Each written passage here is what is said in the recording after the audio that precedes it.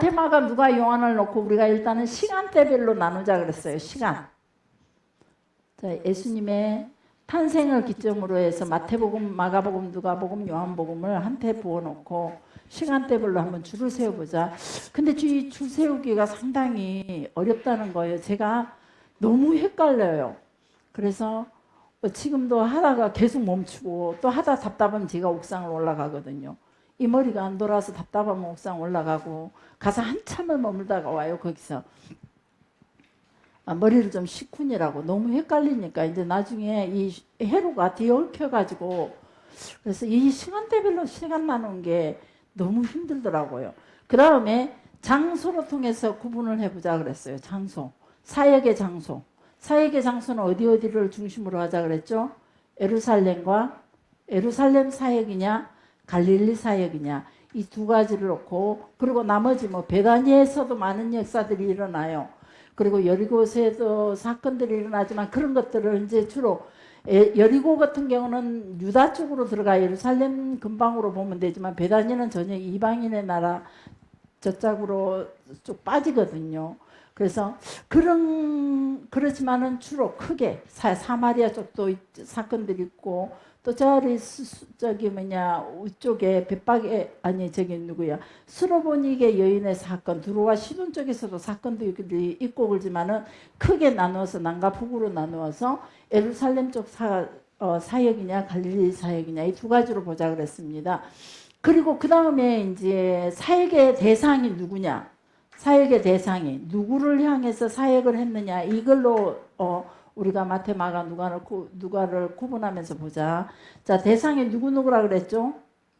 자, 민중을 상대로 하는 기적과 이적이 일어나는 민중을 상대로 하는 민중을 상대로 말씀을 전하는 그런 사역이냐 아니면 제자들만 따로 불러서 따로 훈련시키는 사역이냐 마태복음 5장, 6장, 7장은 제자들만 따로 불러서 하는 사역이라고 보시면 돼요. 그래서 그렇게 주기도문 이야기라든지 뭐 이런 사역들은 주로 제자들을 향해서 훈련시키는 사역들이거든요. 그래서 제자들을 훈련시키는 사역이냐 이렇게 성경을 구분해 가면서 우리가 마태, 마가, 누가, 요한을 한번 보자 그랬습니다. 자, 그러면서 맨 처음에 마태복음부터 보면은 지금까지 공부했던 것 중에서 자, 마태복음에서부터 시작을 하면은 한테 부었기 때문에 이제 시간대별로 제가 잠시 지금까지 공부했던 것만 시간대별로 다시 한번 줄을 세워보겠습니다. 마태복음 1장에 무슨 이야기죠? 네, 족보 이야기예요. 예수님의 족보 이야기를 다뤄주고 있어요. 누가복음의 족보는 누가복음에도 족보를 이야기해주고 있지만 누가복음의 족보는 저 뒤쪽에서 중간쯤에서 다루고 있더라고요. 그래서 일단은 마태복음 1장에 예수님의 족보를 다뤄주고 있고 그 다음 마태복음 여전히 1장에서 마태복음 1장에서 예수님의 족보를 다뤄주면서 그 뒤쪽에 예수님의 탄생을 예언해주고 있어요. 자, 예수님의 탄생을 예언해주고 있고 또 누가복음 1장 26절서부터 마태복음 1장이라면 누가복음 1장 26절서부터 또 예수님의 탄생을 또 설명해 주고 있습니다. 그 다음에 그러기 전에 먼저 6개월 전에 예수님의 탄생을 예언하면서 예수님의 6개월 전에 세례 요한이 먼저 태어납니다. 물론 세례 요한의 잉태의 소식이 먼저 있고 그걸 누가복음에서 다뤄주고 있습니다. 세례 요한 이야기가 누가복음 1장에서부터 누가복음 1장에서부터 세례 요한의 이야기를 먼저 다뤄주고 나서 그 다음 예수님의 탄생 이야기가 나옵니다. 세례 요한은 예수님보다 6개월 먼저 태어나니까. 그리고 나서 그 다음에 누가복음 2장 8절서부터 20절 예수님의 탄생이 있고 그 다음에 예수님의 탄생이 있고 마태복음에서 예수님의 탄생이 있고 누가복음에서 예수님의 탄생과 더불어 목자들의 이야기 예수님의 탄생의 이야기가 있고 누가복음에서도 예수님의 탄생과 더불어 목자들이 찾아가서 경배하는 이야기가 기록해주고 있습니다. 이 이야기는 누가복음에만 있습니다. 그래서 누가복음 그리고 누가복음 2 8절부터 죄송합니다. 여기서 장수가 누가복음 2장 8절부터 누가복음 2장 8절부터 목자들과 예수님의 탄생과 더불어 목자들의 경배 이야기가 나온다면 그 다음 누가복음 2장 21절에 아기 예수님이 할례 받는 이야기가 있습니다. 누가복음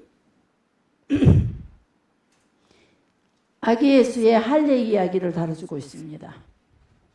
순서가 그 다음에 이게 막 뒤죽박죽이기 때문에 우리가 그 나중에 이야기들이 하나로 한 줄을 따게 한번 읽어가 보시기 바랍니다. 여러분들도 이 순서에 따라서 성경을 한번 읽어가 보시면 또 다른 은혜가 있을 줄 믿습니다. 그 다음에 누가복음 2장 22절부터 예수님의 정결 예식을 치르면서 성전을 찾아가는 이야기를 해주고 있습니다. 이 성전에서 시므온과 안나라는 선지자가 아기 예수님을 보고 찬양하고 경배하는 이야기를 다뤄주고 있고요. 그러면서 마태복음 2장으로 오시면은 다시 또 마태복음 2장으로 갑니다. 마태복음 2장으로 가면서 헤롯 왕과 동방박사 이야기가 나옵니다.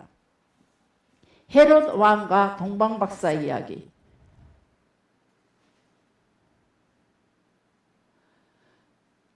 우리가 목자들과 동방박사가 어떤 거의 동시간대 예수님이 탄생하자마자 짠하고 나타난 게 아니라는 겁니다.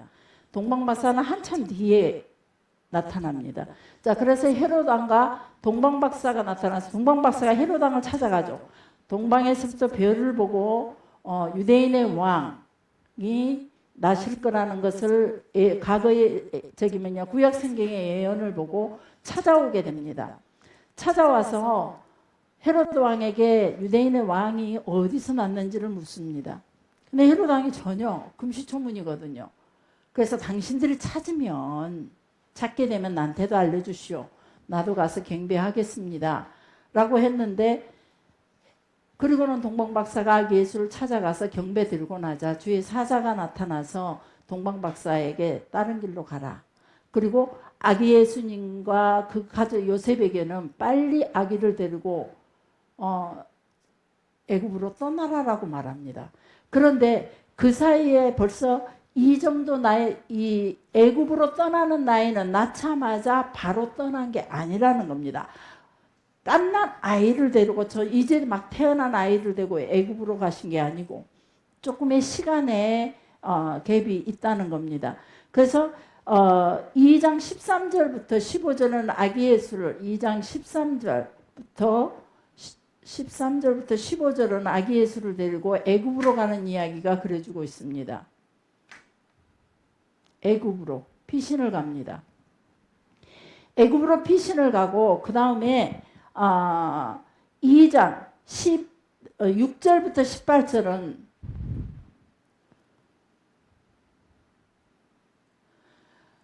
헤롯 왕이 생각하니까 아무리 기다려도 동방박사가 안 온 거예요. 아, 내가 속았구나. 그래서 2살 미만 사내 아이들을 다 죽입니다. 이렇게 동방박사가 아기 예수가 태어났다는 그 시점을 가만히 계산해 보니까 이제 한 2살 정도의 어떤 터울이 있었다는 거죠. 그래서 2살 미만의 아이들을 다 죽이게 됩니다. 그리고 나서 그 다음 이듬해에 헤롯은 죽습니다. 헤롯의 죽는 이야기가 역시 2장에가 있습니다. 2장 19절부터.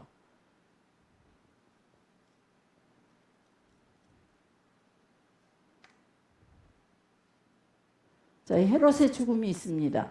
그리고 나서 그 다음에 2장 21절부터 2장 21절부터 헤롯이 죽었다는 소문을 듣고 요셉이 마리아와 아기 예수를 데리고 이스라엘로 들어옵니다. 이스라엘 경내로 들어오지만 들어와 보니 그의 아들 아켈라오가 왕이 됐다는 거예요. 근데 이 아켈라오는 그 아버지보다도 더 간악하다는 거죠. 그래서 아기 예수를 데리고 어디로 가냐면은 나사렛이라는 동네로 피신을 갑니다. 숨어 지내기 위해서. 나사렛이라는 동네로 피신을 갑니다. 그리고 나서 여기까지 아기 예수 이야기는 여기까지입니다. 어렸을 때 이야기는 여기까지고 그 다음에 누가복음으로 들어갑니다. 누가복음 2장 41절부터 52절 사이에 보면은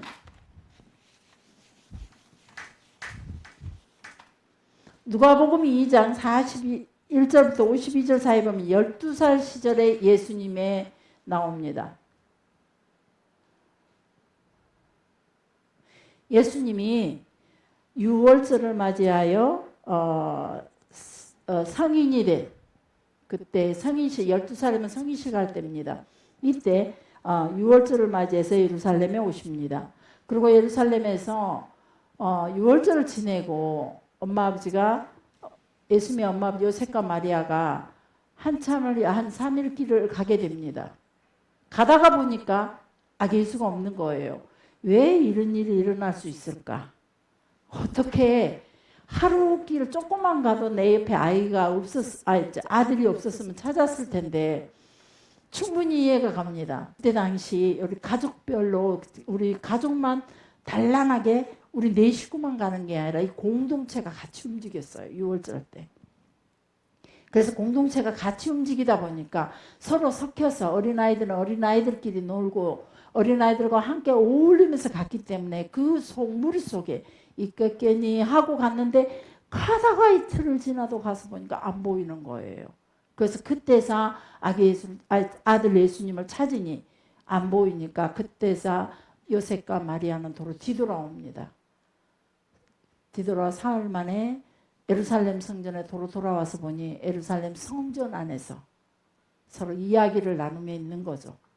선생님들과 왜 여기가 있느냐 물었더니 뭐라고 말씀하시냐면 내가 아버지 집에 있어야 할 줄을 모르셨나이까. 무지하게 우리 아드님들은 그런 말 잘 써먹습니다. 왜 와놓고 여기가 있냐 그러면 제가 아버지 집에 있어야 될 줄을 왜 모르셨습니까?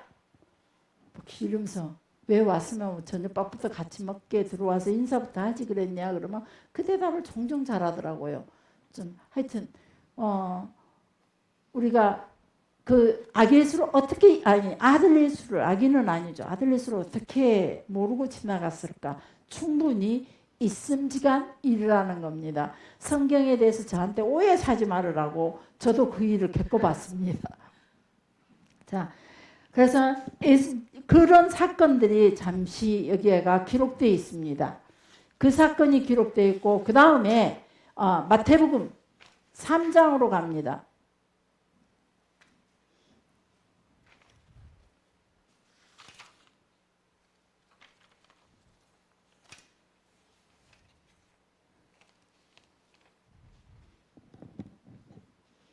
마태복음 3장 1절 3장 1절부터 12절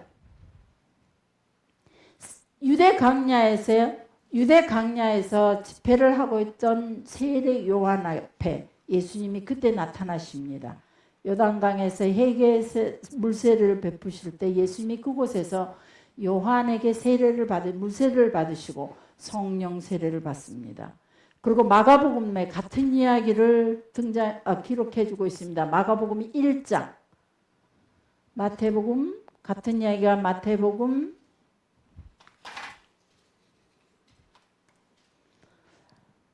약간씩 기록하는 사람에 따라서 어떤 이야기는 너무나 똑같이 기록한 것도 있지만 약간씩 기록한 것이 또 우리가 다른 방향으로 바라볼 수밖에 없는 어떤 그런 단어들을 사용해서 그래서 제가 일부러 이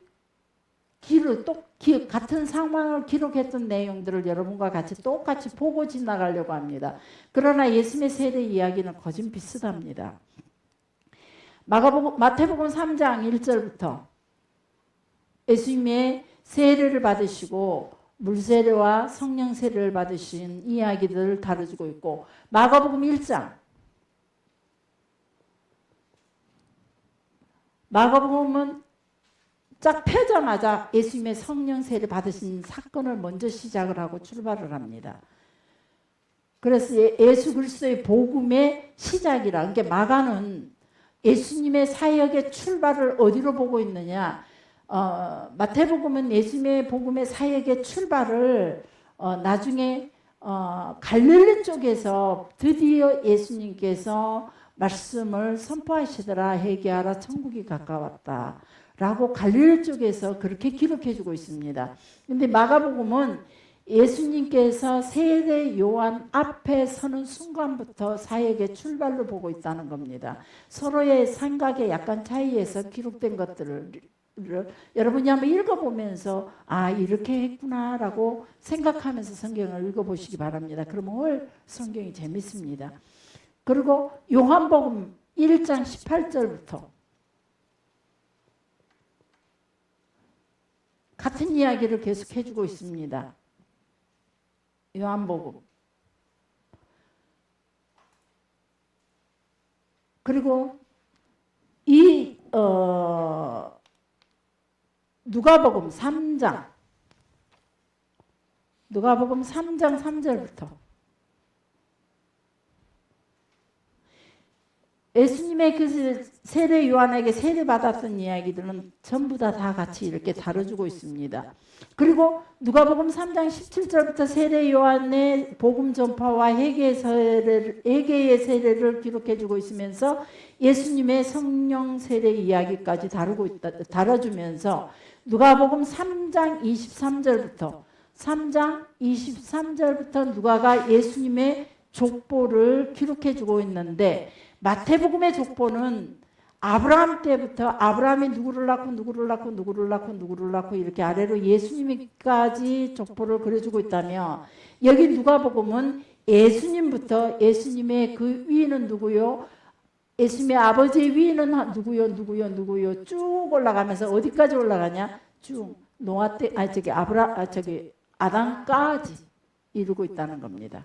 그래서 태초로 하나님에게까지 이릅니다. 예수님의 탄생이 하나님께로부터 시작됐다라고 반대로 거꾸로 족보를 기록해주고 있다는 겁니다. 자, 이렇게 하시고 그 다음에 계속 이어진 게 뭐냐? 이 사건들 뒤쪽에는 계속 예수님의 세례 요한의 집회 장소 이야기와 물세례와 성령 세례를 말해주고 있으면서 그 다음에 예수님의 금식 이야기 그리고 시험받은 이야기를 동시에 쭉 이어서 한 사건으로 테마를 맞춰서 기록해주고 있습니다. 자, 여기까지가 이제 마태, 마가, 누가라면은 이제 요한복음에만 기록된 것들이 여기가 그 다음 순서로 들어가야 됩니다. 자, 저까지 지우기는 성가시니까 냅두고, 자, 그 다음에 이제 요한복음으로 넘어가면 됩니다. 요한복음 1장 35절 한번, 그 다음 사건이 예수님의 그 금식 기도 끝난 다음에, 금식 기도 끝나고 사단의 그 시험이 끝나고 난 다음에 사건이 요한복음 1장 35절로 가면 됩니다. 자, 35절 한번 읽어보시게요. 요한복음 1장 35절.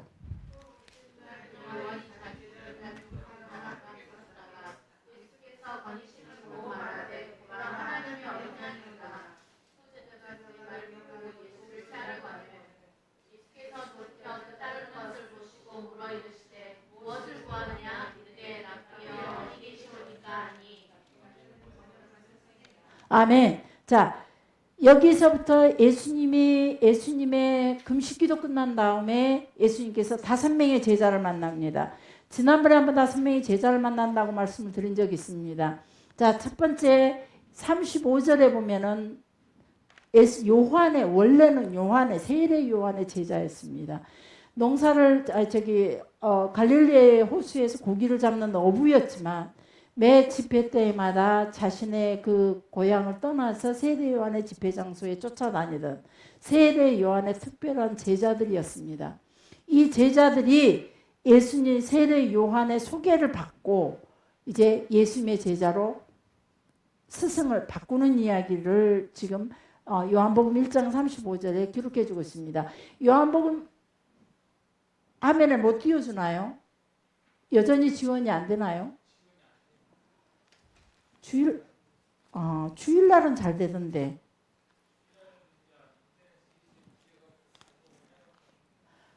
작업을 해놓은 결과입니까? 저는 주최 측의 차별인 줄 알고. 1장 35절에 보니까 요한이 자기 제자 중 두 사람과 함께 섰다가 두 제자가 37절에 두 제자가 그의 말을 듣고 예수를 따르거늘. 그런데 이 두 제자가 누구냐 이 말이죠. 두 제자가 40절에 보니까 세례 요한의 말을 듣고 예수를 따르는 두 사람 중에 하나는 베드로의 형제 누구요? 안드레와 그리고 요한복음을 쓴 요한입니다. 자, 여기서 요한과 안드레를 만납니다. 그리고 이 40절에 보니까 시몬 베드로의 형제 안드레가 그가 먼저 자기 형제 시몬을 찾아가. 시몬이 누구라 그랬죠? 베드로. 자, 시몬은 어디 형의 이름이라 그랬죠? 시몬은 히브리 이름이고 베드로는 헬라 이름이고 게바는 아람 이름이라 그랬죠. 뜻은 다 같이 바위라는 뜻을 가지고 있습니다. 자, 그래서 이 게바를 번역하면 베드로라 그랬습니다. 42절에. 자, 이 시몬, 베드로, 그 다음 만난 제자가 베드로입니다. 그리고 나서 쭉 가면은 43절에 보니까 누구를 만나죠? 빌립을 만납니다. 이 빌립이 또 45절에 보니까 빌립이 나다나엘을 찾아갑니다. 자, 나다나엘의 다른 이름이 뭐라 그랬죠?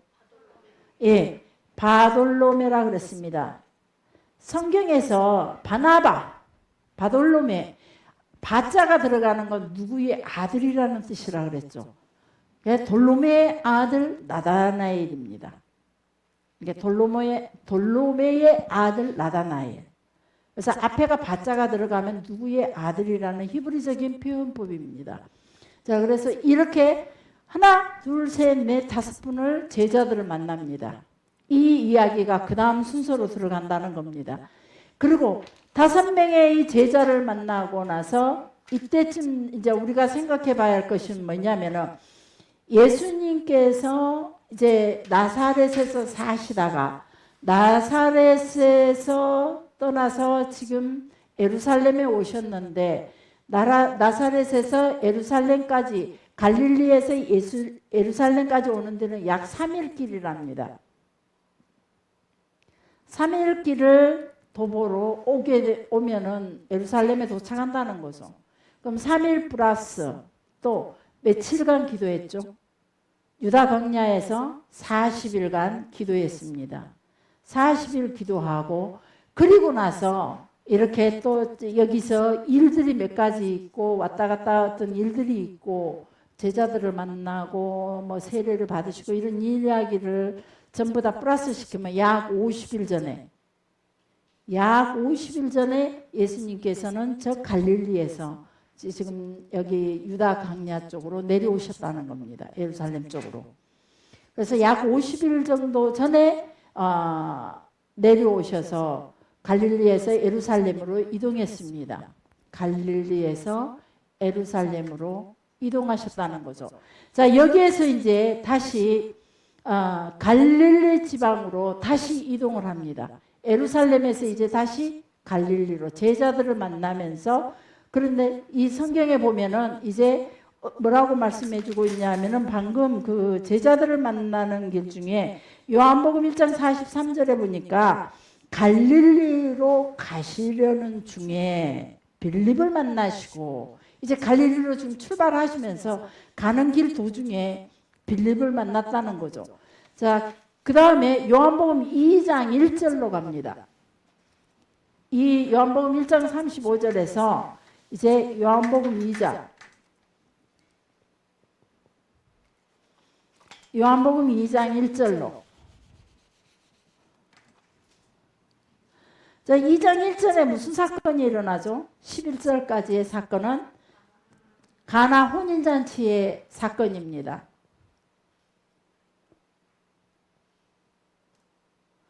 그리고 이곳에는 누구누구 참석했냐면 예수님의 이 5명의 제자와 그의 형제들과 그의 어머니들이 이 혼인잔치에 참석했다라고 얘기하고 있습니다. 자, 그래서 이곳에서 물이 포도주 되게 하는 사건이 일어납니다. 지난번에 말씀을 같이 나누기를 처음에 여기 포도주가 혼인잔치는 약 일주일 가까이 한대요. 그러다 보니까 아무리 포도주를 많이 준비해 놨어도 포도주가 모자라는 거죠. 저희 아버님도 이번에 3일 했는데도 불구하고 계속 음식을 더 주문하고 하루에 2번씩 주문했던 것 같아요. 막 계속 주문을 했었어요. 그래서 이렇게 그러니 여기서 포도주가 그들의 주식처럼 사용하고 있는 이곳에 엄청난 포도주가 소모가 됐다는 거죠. 근데 처음 포도주보다 사람들이 만든 포도주보다 물로 포도주 만든 것이 훨씬 더 맛있었다라고 성경에서 기록해주고 있습니다. 자, 그 다음에 그리고 나서 이제 요한복음 2장 11절부터 요한복음 2장 11절부터 내용을 잠깐 한번 보시죠. 11절 내용만 보시게요. 2장 11절 읽어봅시다.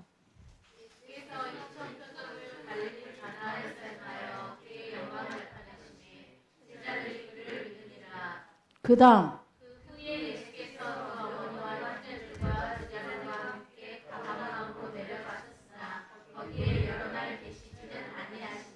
자, 혼인잔치는 가나지만 예수님이 사신 곳은 어디예요? 나사렛이에요. 자, 그 동네가 그 동네예요. 그런데 그 윗동네 아랫동네 뭐 이런 식으로 생각하시면 돼요. 지도상 좀 거리는 있지만 윗동네 아랫동네 생각하시면 돼요. 그런데 가버나움으로 가셨다. 가버나움은 갈릴리 호수 있는 쪽으로, 갈릴리 호수 주변의 동네입니다. 이 가버나움으로 예수님께서 가셨다가 예수님의 엄마와 어머니와 형제와 제자들을 데리고 가버나움 가셨다가 오래 여러 날 계시지는 않았더라. 그러면은 이 말은 무슨 말이냐면 다시 나사렛 집으로 돌아가셨다는 말씀이에요. 자, 근데 왜 가셨냐 이 말이죠. 갈릴리로 이사 준비하러 가셨다는 겁니다. 그래서 나중에 나사렛에서 가버나움으로 이사를 갑니다. 그래서 성경에 나중에 읽어보면 뭐라고 나오냐면 사람들이 이 사람은 자기 아버지가 목수고 가버나움에서 그의 형제들이 여전히 살고 있고 그의 여동생들은 지금 나사렛에서 아직 살고 있지 않느냐, 이 내용을 얘기해 준 것 보면은 이때 이사를 한 것 같아요. 여동생들은 시집을 가서 시댁에서 살고 있으니까 이사 못 오고 남동생들과 어머니와 부모님과 함께 가버나움으로 이사 오기 위해서 이삿집을 보러 여기를 오지 않았는가, 앞으로의 사역을 위해서. 그리고 예수님의 제자들이 전부 다 가버나움 주변에 동네에서 그 갈릴리의 호수에서 고기 잡던 사람들이기 때문에, 그래서 그들과 함께 가버나움 갔다가 여러 날 계시지 아니했다라고 기록해주고 있습니다. 자, 지난번에 제가 또 이렇게 하면서 그 다음의 사건을 얘기하면은 예수님의 이제 사역의 스타트 지점을 어디로 삼느냐. 어떤 사람은 예수님께서 세례 요한의 집회 장소에 나타나는 순간부터 예수님의 사역의 스타트 지점으로 삼는 기록한 사람도 있고, 어떤 사람은 다시 오셨다가 다시 갈릴리로 가셔서 드디어 예수님께서 천국 복음을 회개하라 천국이 가까웠다 복음을 전파하시니라 라고 기록하면서 그 사역의 스타트 지점을 갈릴리로 삼는 사람이 있습니다. 그런데 우리는 지금 전체적인 성경을 이해하기 좋게 6월절을 중심으로 예수님의 사역의 이야기를 다루자 그랬습니다. 6월절이 몇 월 달이죠? 우리 달력으로 4월경이죠. 그렇죠. 4월경. 태양력으로 4월입니다. 예. 자, 4월경으로 잡고 이제 6월절을 4월경으로 잡고 그 다음에 이제 6월절이 돼갑니다. 6월절이 되어서 장소는 어디냐? 요한복음 2장입니다. 배경이 예루살렘으로 나옵니다. 그래서 장소가 그냥 그 중간에 이야기 많은 이야기들이 사라지고 기록에는 없다는 거죠. 예수님의 이야기를 제자들이 나중에 기록하면서 생각나는 대로 기억나는 대로 주제별로 어떤 사건을 다루면서 그때 예수님이 이렇게 얘기했었어 라고 같이 이렇게 묶어서 얘기하고 그러다 보니까 사건별로 기록되어 있는 것이 아니라 이렇게 뒤죽박죽으로 시간이 기록되어 있다 그랬습니다. 그래서 6월절을 예수님의 30세 되던 그 시간부터 스타트 지점으로 삼때 우리가 시간의 기준을 6월절을 시간의 기준으로 삼자. 그래서 6월절 때 이때까지는 지금까지 기록했던 것들은 예수님의 30세 첫 번 6월절을 지나기 전에 있었던 공생의 기간이라. 그래서 뭐라고 말하냐면 이걸 짜투리 공생이라고도 표현하더라고요. 짜투리. 투가 안 맞죠?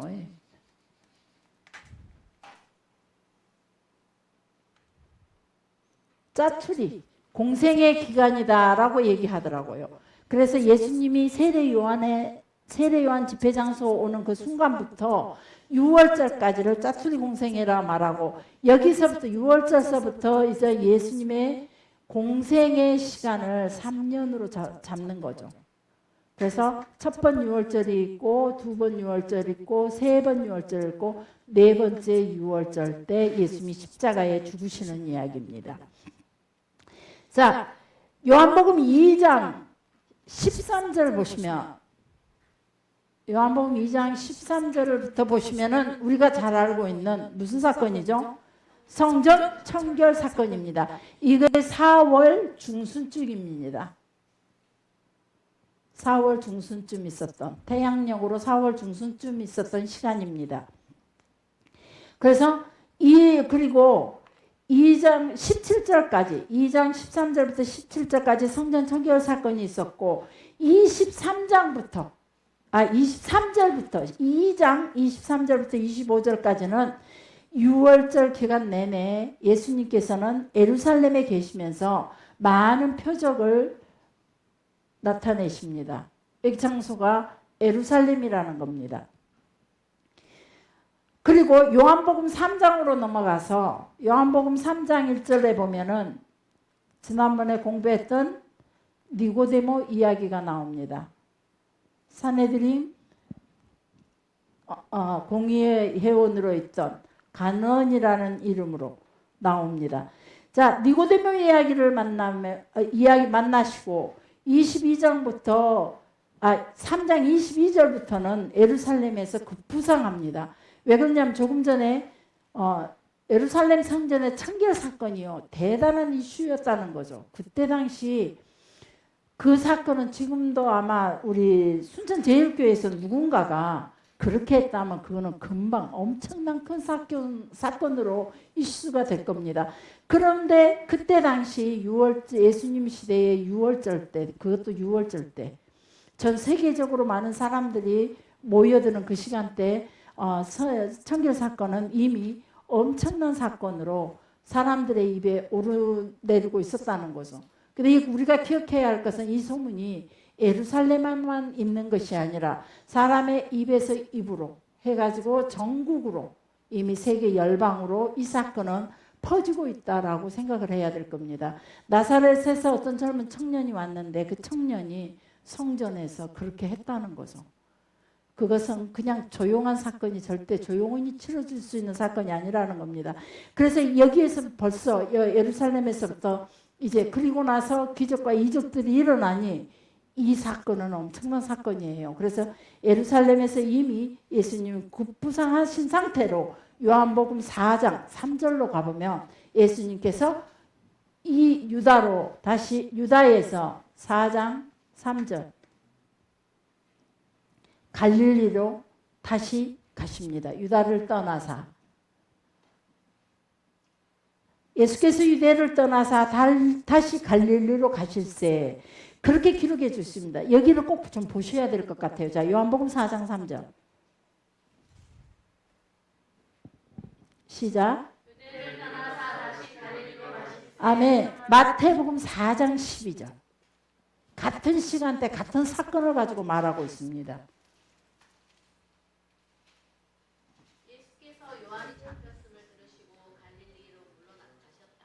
자, 마가복음 1장 14절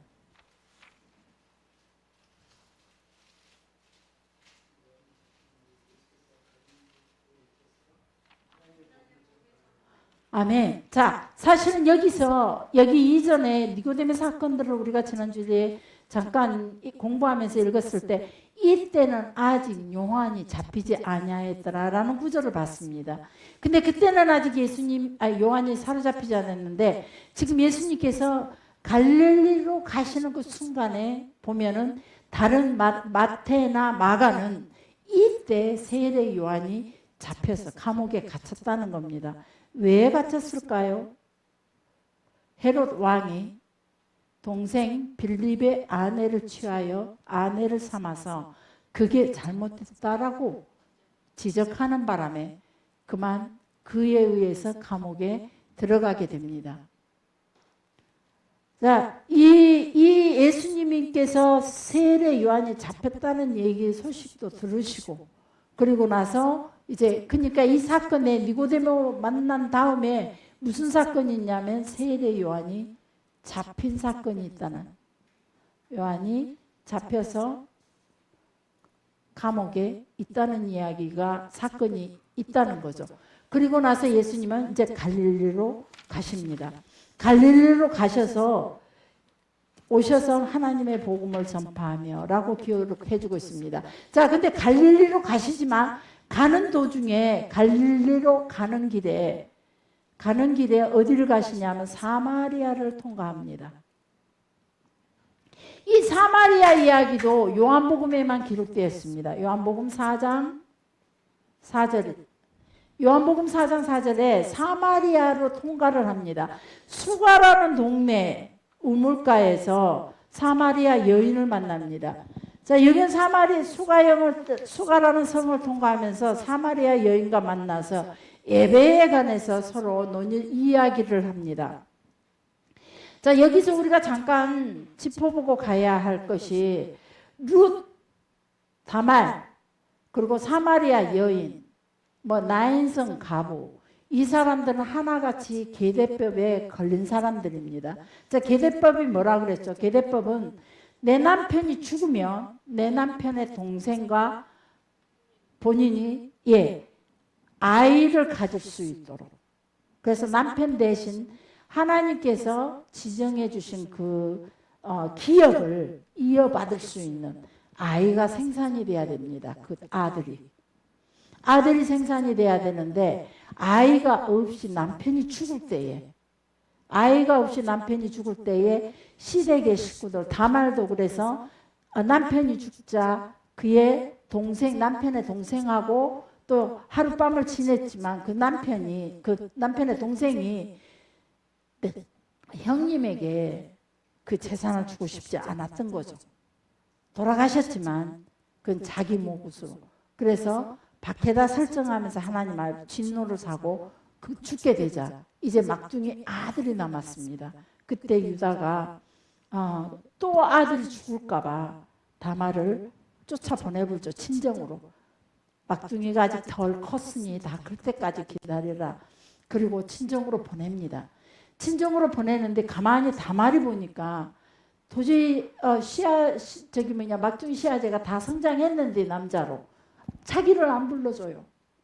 그러니까 다말이 자기를 기생의 모습으로 꾸미고 시아버지 유다가 지나가는 길에 시아버지 유다가 양을 치고 되게 피곤했을 때 정신이 몽롱해 희미해질 정도로 피곤했을 때 그 옆에서 얼굴을 둘러쓰고 기생의 모습을 하고 시아버지와 관계 속에서 아들을 낳게 됩니다.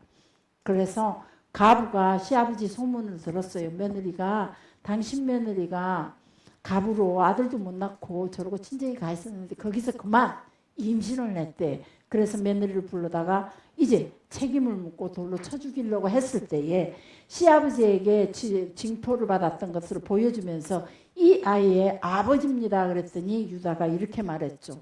네가 옳다. 그 계대법에 의해서는 다말의 행위가 옳다는 거죠. 자기가 실수했다는 걸 인정하고 그리고 다시는 다말과 관계를 맺지 않고 그냥 아들의 재산을 그대로 다말의 자녀에게로 그대로 넘겨주는 그런 일입니다. 자, 그리고 그 다음에 룻도 마찬가지입니다. 룻도 나오미 가정이 모압으로 이민을 갔죠. 이민을 가서 나오미의 남편도 죽고 나오미의 두 아들도 죽습니다. 근데 거기서 모압 여인들과 이민을 가서 모압 여인들과 아들들을 결혼을 시켰는데 그만 아들들이 아이를 낳지 못한 상태로 죽고 맙니다. 그래서 나오미가 나는 이제 홀로 남아서 내 고향으로 돌아가고 싶다. 며느리들아 너희들은 이곳에서 남아서 다시 재혼하고 가정을 꾸미고 잘 살아라. 나에게 자녀를 낳을 만한 이제 나는 나이가 늙어서 다시 고향에 돌아간다 할지라도 이 계대법에 의해서 자녀를 낳고 싶어도 낳을 만한 이제는 경수도 끊어지고 아무 소망이 없다. 그러니까 너희들을 내가 책임질 만한 아무것도 없으니까 너희는 여기서 내 친정에 남아서 살아라 라고 얘기하자 그 중에 룻이 어머니의 하나님이 나의 하나님이요 어머니의 조국이 내 조국입니다 라고 고백을 하고 어머니를 따라 들어가서 보아스를 만나게 되죠. 친족, 돈 많은 친족, 부자 보아스를 만나게 되고 그 보아스의 관계 속에 아들을 낳았는데 그 아들이 바로 예수님의 족보, 할아버지, 예수님의 할아버지가 됐죠. 이것도 계대법입니다. 그들이 가지고 있는 그리고 또 역시 사마리아 여인도 예수님이 만납니다. 사마리아 여인 중에 이 사마리아 여인에 대해서 많은 분들이 이 여인이 내 남편이 다섯이다. 내 남편 데리고 와라. 그랬더니 사마리아 여인이 말합니다. 제게는 남편이 없습니다. 그래요. 그래 맞다. 내가 남편이 다섯이나 있었지만 사실은 내 남편이 아무도 없다라고 말합니다. 그러는데 그것도 역시 계대법이라는 겁니다. 그리고 제6시에 4장 6절 한번 보시게요. 요한복음 4장 6절. 6절만 읽으시기 바랍니다. 시작.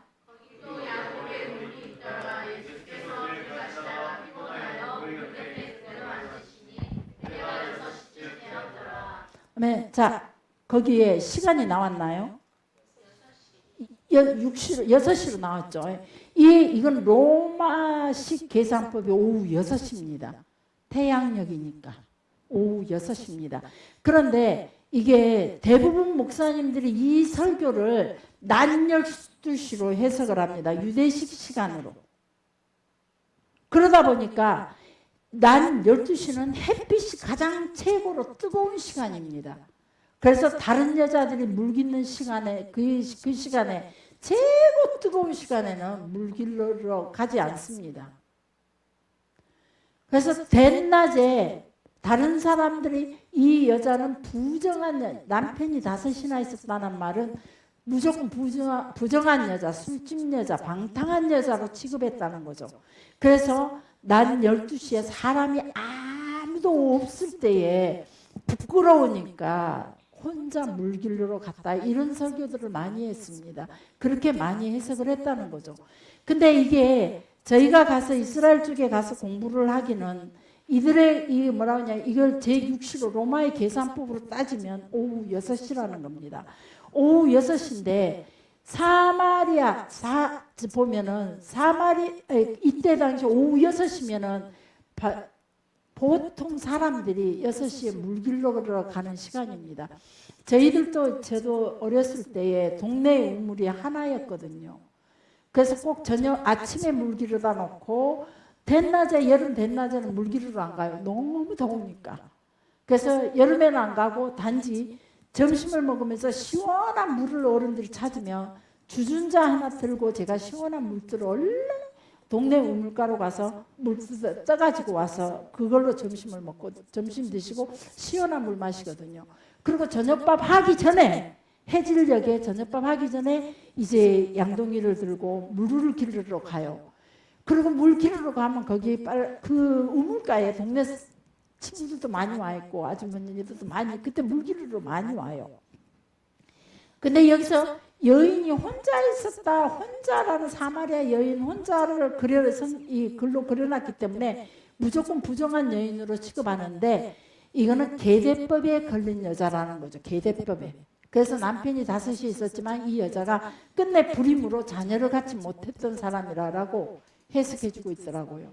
그래서 어떤 측이 됐든지 간에 이 시간에 우리가 기본적으로 또 누가 그러냐 하면은 또 한 사람 있죠. 여리고성의 여인의 이름이 뭐죠? 라합. 라합이라는 여인도 마찬가지로 술집 여자로 취급하고 있습니다. 그래서 라합이라는 여인을 부정한 여인, 술집 여자로 취급을 해요. 그래서 라합을 라합이 2명의 정탐꾼을 여호수아가 보낸 2명의 정탐꾼을 감춰주죠. 라합이. 그래서 감춰주면서 이 2명의 정탐꾼이 라합에게 물어요. 대간 우리 민족들에 대해서 이 동네가 어떻게 듣고 알고 있는지, 우리가 이 성에 들어오게 되면 승산이 있는지, 전쟁에 승산이 있는지 없는지 그런 것들 알아보기 위해서 2명의 정탐꾼을 보냈는데 2명의 정탐꾼을 보내가지고 그냥 숨어든 것이 라합의 집으로 숨어들었다 그랬어요. 그걸 술집으로 설명하고 있어요. 여가 아니라 술집으로. 근데 라합을 보면은 이방신을 섬기는 여사제였다는 겁니다. 그래서 라합의 집에 숨었다가 라합이 감춰줘서 무사히 그 여리고 성에서 빠져나왔는데 나와서 여호수아에게 찾아와서 그래 너희가 여리고 가서 무슨 이야기를 들었느냐 라고 했더니 예, 그 백성들이 간담이 서늘해서 우리 민족이 오는 것에 대해서 간담이 서늘해 있습니다. 우리가 거기 가면 무조건 이길 수 있습니다. 이런 보고를 할 때 누가 그러더냐 물었을 때 예, 술집 여자가 그럽디다. 그랬으면 이 말이 누가 여호수아가 그 술집 여자의 말을 믿었겠냐 이 말이죠. 그래서 이 라합이라는 여인은 그 지역을 통틀어 사는 우리 미실이 같은 여자, 미실이 누군지 아시죠? 미실 같은 분요. 미실이가 남편이 7인가 됩니다. 미실이가. 그것도 역시 미실이가 여사제였죠. 우리가 지금 말하는 무당과 같은 사람이었습니다. 그러면서 최고의 나라의 지도자들 사이에서 반드시 아들 하나씩 낳더라고요. 그 자녀도 미실이가 많아요. 무당이면서도. 그런 모습이 라합의 모습이었다는 겁니다.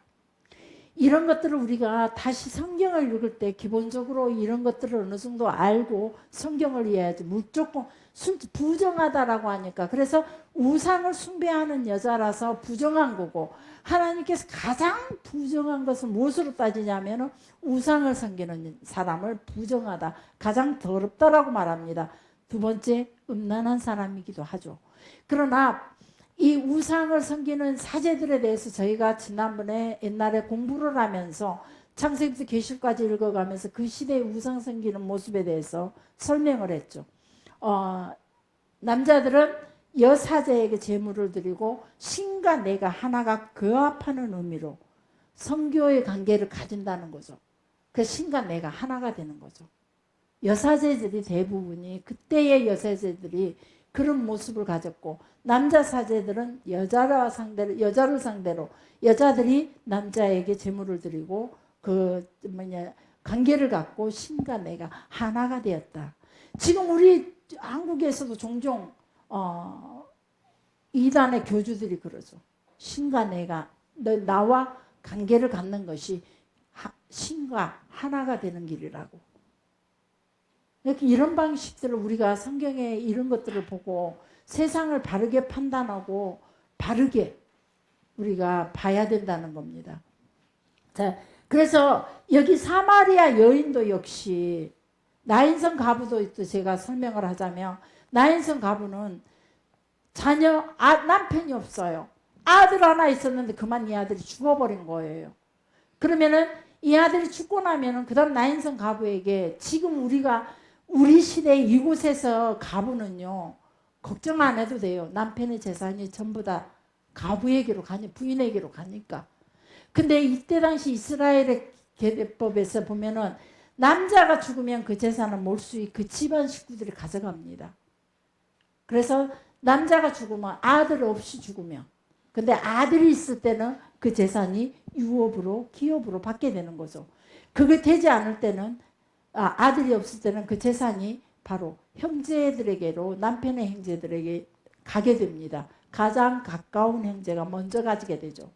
가져가는 조건이, 첫째는 형의 자녀를 생산해 주는 거죠.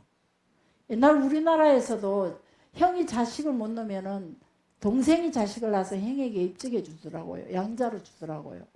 약간 방식이 다르기는 하지만은 그런 식으로 반드시 형의 대를 이어갈 사람을 이스라엘 민족들은 남겨주는 것이, 그게 이스라엘의 계대법입니다. 그래서 나인성 가부가 아들 죽고 다 소망을 잃고 아무것도 남은 거 없었을 때 예수님께서 나인성 가부의 아들을 살려주죠. 그래서 아들이 없게 되면 나인성 가부는 완전한 거지. 그래서 성경에 보면은 고아와 가부의 눈물을 하나님께서 기어이 보신다 그랬습니다. 왜 그러냐? 그때의 가부와 지금의 가부는 달라요. 근데 지금 이 시대 속에 이 성경의 구절만 갖고 나 가부요, 나한테 신경 좀 써, 이러면 말이 안 맞다는 거죠. 이 시대의 사회적인 간섭에 보면은 우리 시대하고 전혀 달라요. 우리는 남편이 죽으면 무조건 아내가 다 가져가죠. 자녀들이 가져가기도 하고, 딸이 있으면 딸이 가져가기도 하고. 물론 성경에도 가나안 땅에 들어가서 딸만 있는 집이 이름이 얼른 생각 안 나는데, 우리에게도 아버지의 그 땅을 기업으로 주십시오. 그래서 딸들이 가져가되 그 집안 식구에게 시집 가는 걸로. 다른 집안 식구에게 시집 못 가게 해요. 재산은 주기는 주되 그 집안 식구에게 시집을 가는 걸로. 그래서 그 기업은 끝까지 그 집안의 기업으로 남게 되는 거죠. 그래서 그 기업이 그 집안의 기업으로 남지만 내가 하다가 그만 삶에 실패해서 부도가 나고 그 집을 팔게 될 경우, 그 땅을 팔게 될 경우는 50년 만에 희년이 되어서 도로 그 집안으로 돌려주게끔 만들어졌어요. 하나님의 기업은 결코 영원히 끝까지 그 사람의 기업으로 남는다는 거죠. 근데 우리는 한번 사과 풀면 50년, 100년이 돼도 내 땅이 돼버리니까 지금은. 근데 이스라엘은 그런 식으로 그 기업을 대물림해왔다는 겁니다. 자, 그리고 나서 이제 이때가 언제냐? 사마리아 여인을 만날 때가 보면은 4장 35절 보시게요. 4장 35절.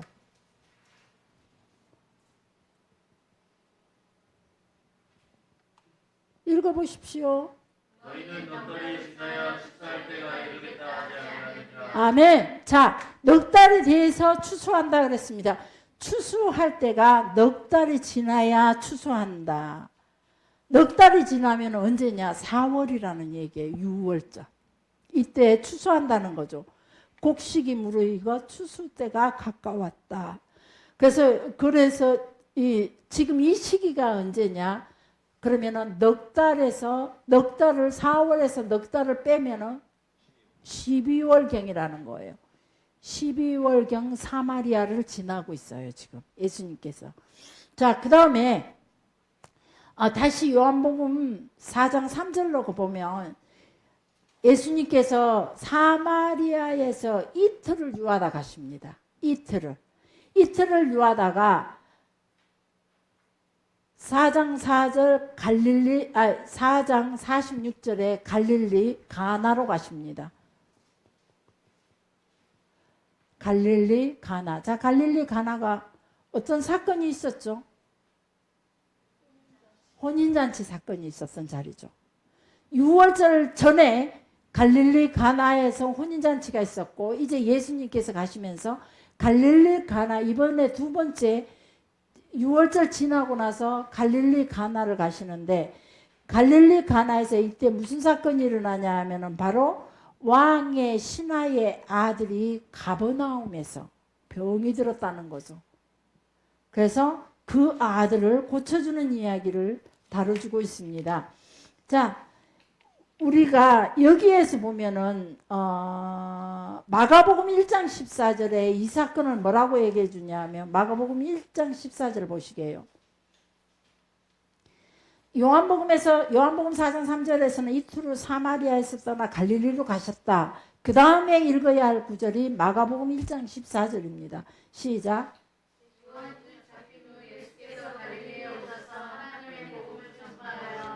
아멘. 자, 예수님 여기가 4장 3절 다음에 마가복음 1장 4절에 드디어 갈릴리에 도착을 하셨어요.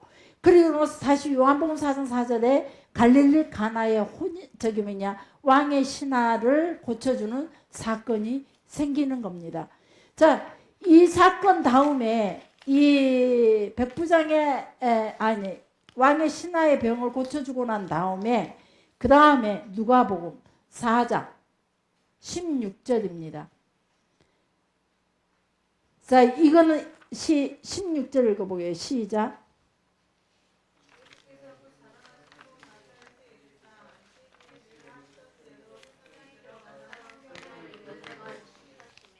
자, 여기에 보니까 예수님께서 그 나사렛으로 가셨어요. 자기 고향, 자라났던 곳에 가셔서 그때 해당에서 이사야 말씀을 가르치셨어요. 근데 사람들이 동네 밖으로 예수님을 쫓아내시고 산 낭떠러지로 끌고 가서 나사렛이란 동네가 이렇게 높은 산 꼭대기에가 있어요. 우리 말하자면 순천에 여기 남산 꼭대기에가 동네가 이루고 있는 거죠. 봉화산 꼭대기에가 동네가 있어요. 그래서 그 동네들이 대부분들이 이스라엘은 산 꼭대기에 가지고 있습니다. 왜 그러냐면 그들이 농사짓기에 꼴짜기의 땅들은 그나마 물기가 있어서 농사짓기에 그나마 좀 괜찮거든요.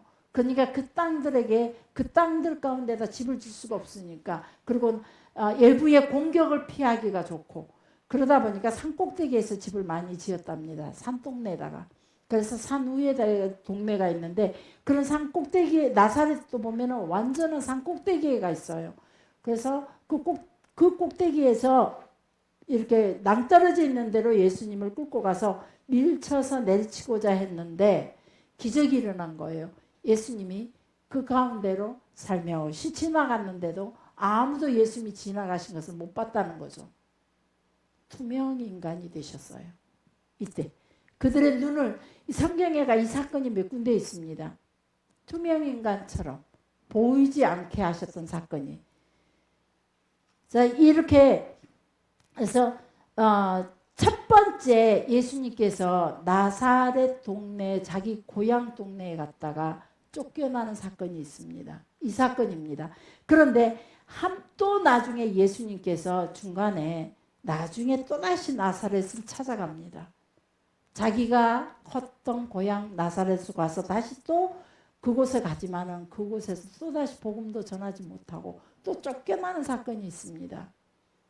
이때 주시는 말씀이 선지자에게 자기 고향에서 인정을 받지 못한다, 환영받지 못한다라는 말씀을 남기죠. 자, 오늘은 여기까지 우리가 사마리아 여인